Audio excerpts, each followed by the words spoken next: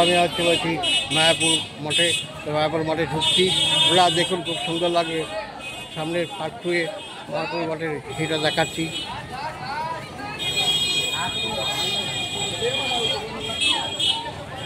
এই যে ছেলের কথা দেখতে গেছে 24 ঘন্টা কীর্তন হয়, আপনাদের ভিডিওর মাধ্যমে দেখাতে আপনারা দেখুন।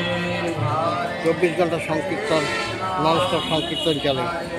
নবদ্বীপ ইস্কন মায়াপুরের এই ঐতিহ্য সব ভিডিওর মাধ্যমে দেখুন। এইটি দেখতে পাচ্ছেন মায়াপুরের গেট, ইস্কন যাওয়ার রাস্তা, মেন রাস্তা, এন্ট্রি পথ। এইখান দিয়ে ভেতরে ঢুকে যেতে পারবেন। সামনেই দেখবেন প্রভুপাদের যে পুরনো মন্দির, যেখানে 24 ঘন্টা সংকীর্তন হয়, সেই জায়গাটি আপনাদের দেখেছি, আপনারা দেখুন। তুলসী মন্দির এখানে।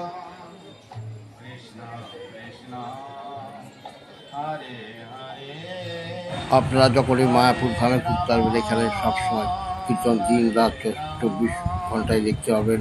এই প্রভুপাদ শিরোপাদের হাতের তৈরি, আজও সেই পুঁথি একইভাবে তৈরি আছে, বাজে রিপেয়ারিং করা। আপনারা দেখুন, খুব ভালো লাগবে বন্ধুরা। ইস্কন মঠের এইটি একটু ঐতিহ্যশালী ননস্টপ সংকীর্তন কীর্তন অনুষ্ঠিত হয় এখানে।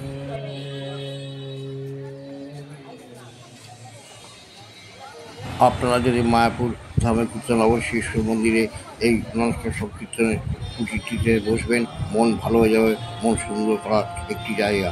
যাই হোক, ভিডিওটি আপনাদের কাছে তুলে রাখলাম।